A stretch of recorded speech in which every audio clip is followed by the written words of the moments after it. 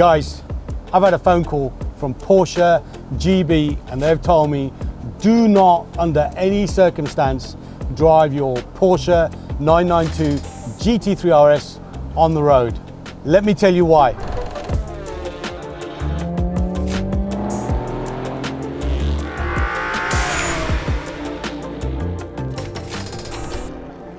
Right guys, as I just said, I cannot drive my Porsche 992 GT3 RS on the road. Now, why, you're probably asking? Well, about a month ago when I was in Vegas at the SEMA show, I got a telephone call from Porsche GB and they said there's actually a recall campaign on the 992 GT3, GT3 RS and the 992 Turbo S models, and it's around the center locks. There's a certain batch of center locks that have been manufactured from the tail end of 2023, and some of those center locks may potentially fail. Now there is a picture circulating on social media, and this could be the reason why we have this recall campaign currently, where the front wheel has come loose because the center lock has sheared itself off the hub.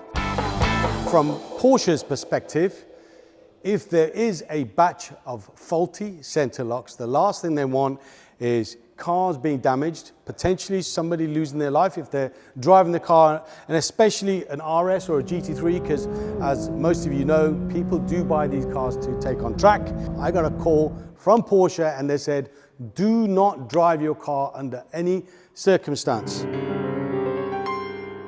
So what we're going to do today is, using the center lock tool that Porsche provide with the car, we're going to remove the caps, take photographs of the actual dates and then forward them to Porsche, and then hopefully by the end of this episode they can then confirm if I can drive my car or if I can't.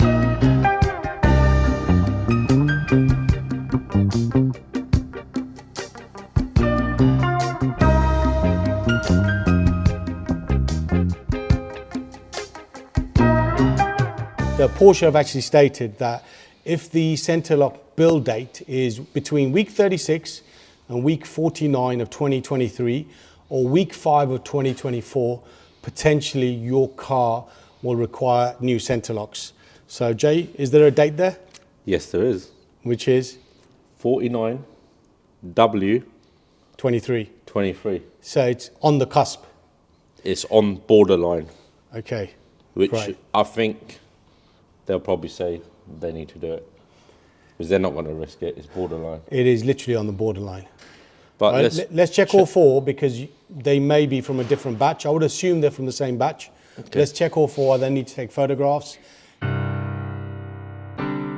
So my concern here is that I've been told by a couple of Porsche techs that the parts to replace the center locks are not available till 2025. Could even be February 2025. Now, bearing in mind that I've not driven the car for 4 or 5 weeks, this has been filmed at the end of November 2024. That's 3 to 4 months of not driving the car, not being able to use the car, paying insurance on the car, which isn't cheap, and also paying finance payments on a car that I can't drive. So this is a separate conversation I'm going to have with Porsche about how they compensate me for that time period of not being able to use the car. It could mean that I get a courtesy car as well. I doubt they'll give me another RS or a courtesy car. If they do, I'll let you guys know and show you what car they give me.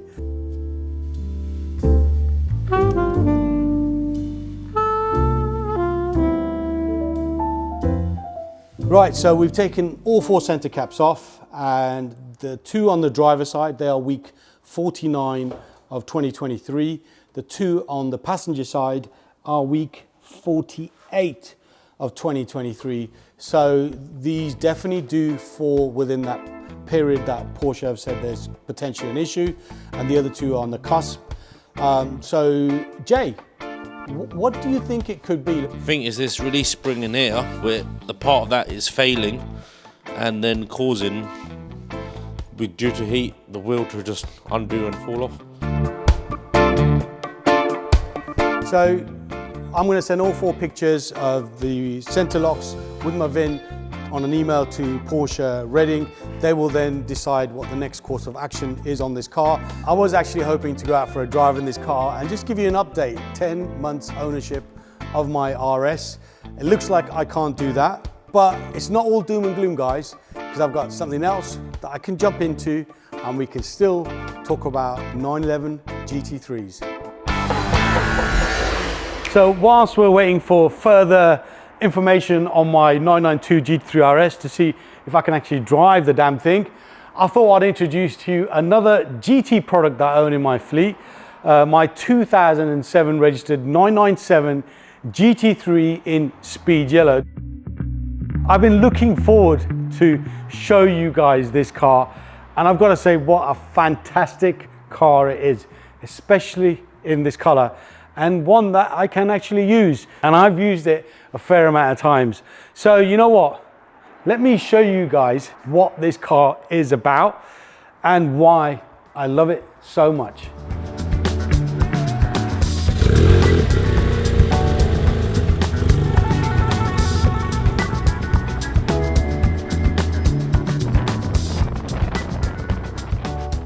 This car is absolutely amazing, and the power delivery, well, I'm sure you heard a little bit of the exhaust note there and the engine noise, but the power delivery on this car is just absolutely amazing.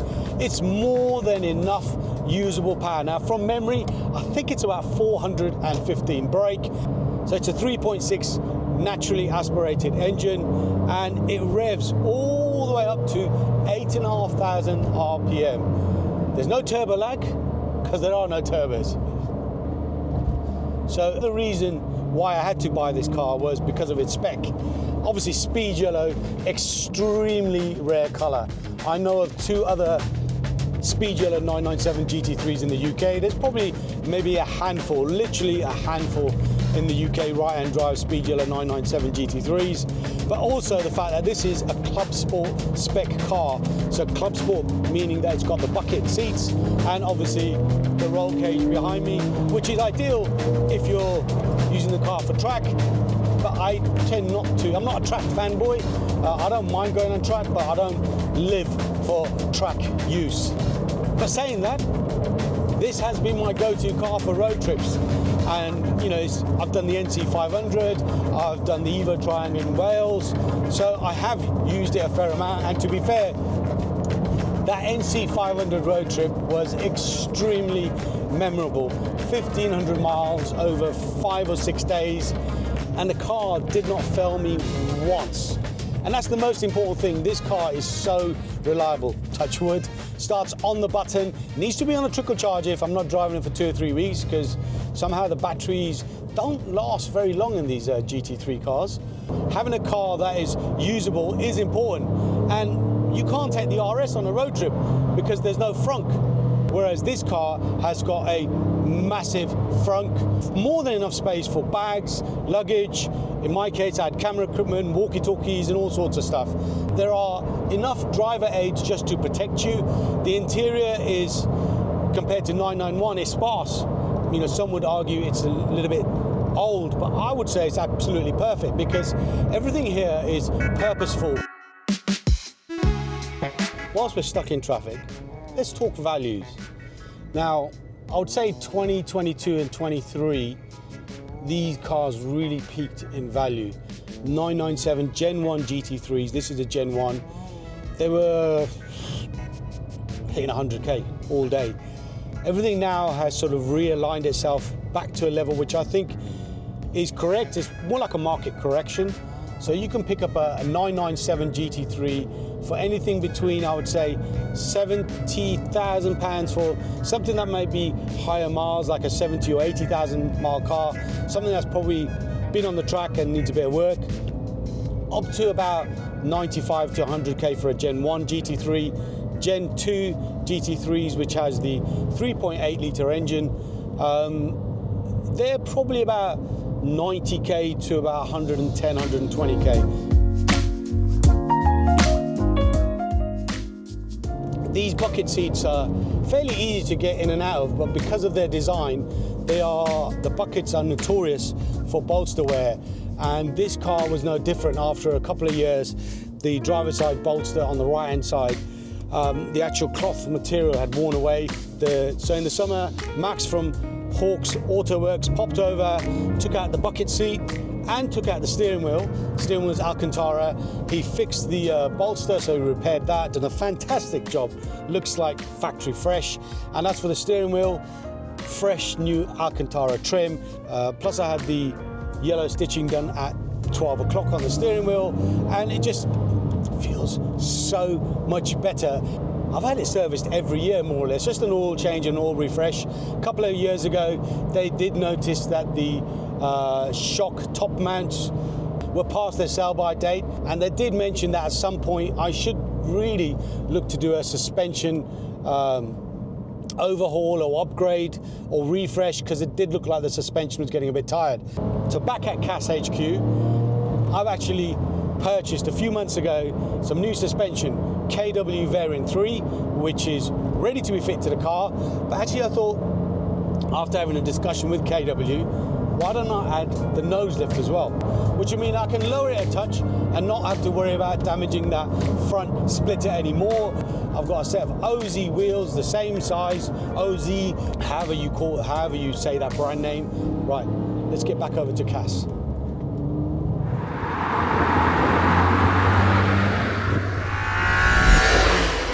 So as I said to you earlier, I'll show you the suspension box.